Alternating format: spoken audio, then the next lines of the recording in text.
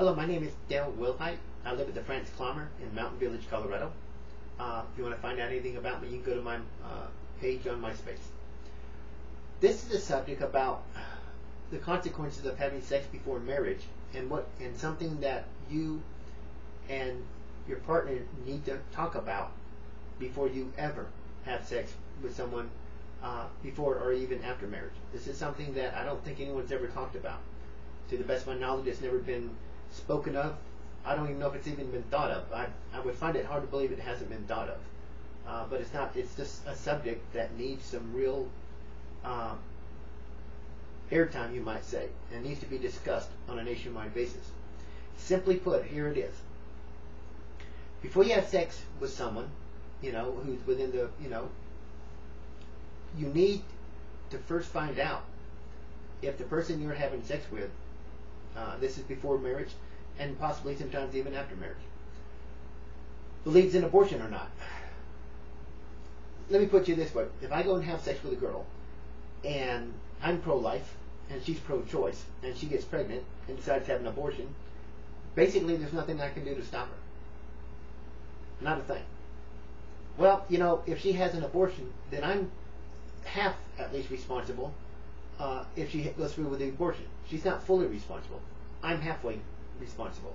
The reason why, because I didn't have enough common sense to find out where she stood on the abortion issue. And of course the rest of it go, if you didn't have sex in the first place, none of this would have happened. And of course that's true.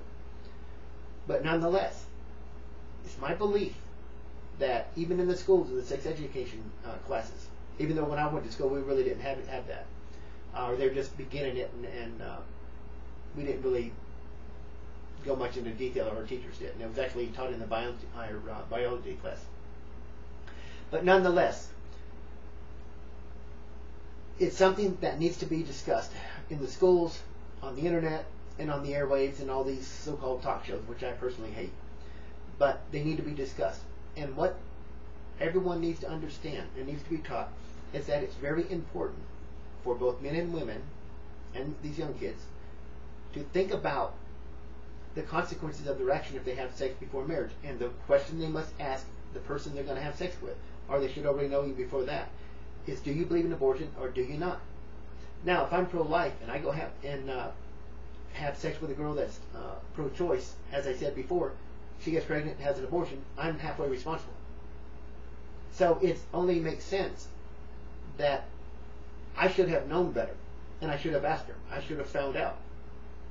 That's what I'm trying to relate to. Just like every woman needs to find out if the guy that she's with, if she got pregnant, what would he do? And most women today should know by now that the murder rate for pregnant women is very, very high. I think that may be the number one murder rate for women, that is. You can look it up on the internet, but I believe it is. Because a lot of these guys don't want to have to be stuck with the responsibility of paying child support. That's why they will kill the lady that they're with.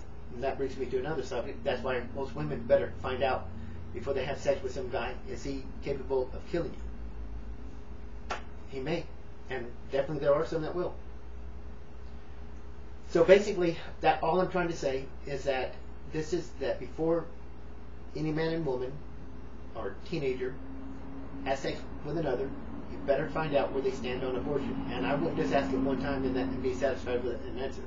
I would find different ways to find out, through discussion, through talking the subject over. What do you think about Roe versus Wade, and just really dig in there little by little, not at one time, and find out. Because, as I said, any guy that's pro-life but impregnates a girl that's pro-choice and she has an abortion, he's halfway responsible. Again, the guy just can't blame it all on the women. And in today's society, that's what we still do. We still blame women for everything. Middle East women are responsible for everything, according to these idiots over there, extremists, murdering extremists, and people who take their religion just a little bit too far. So that's what I'm just trying to relate here. And I wish that if you agree with what I'm trying to say, what I've pitched here, what I've revealed here and taught here, pitch it on the internet. Make it a subject, a topic. so that everybody can become aware of it, and maybe we can save a lot of people a lot of grief. But I'm going to say again, any guy that's pro-life impregnates a girl that's pro-choice, and she commits the abortion or has an abortion, he's just as guilty as she is, or at least half responsible. You can't just blame her for it, because he should have asked her before that. Can you ask a girl or something, and she says, yeah, I'm pro-life, and then she gets pregnant and then decides to have an abortion? Yeah, that's always possible. But that's the risk you take having sex outside of marriage. So there's a lot of risk involved, and that's one of them. And of course, a woman can lose her life if she gets pregnant by some guy that just has a killer instinct in him and would rather see her dead than have to pay child support. Simple as that.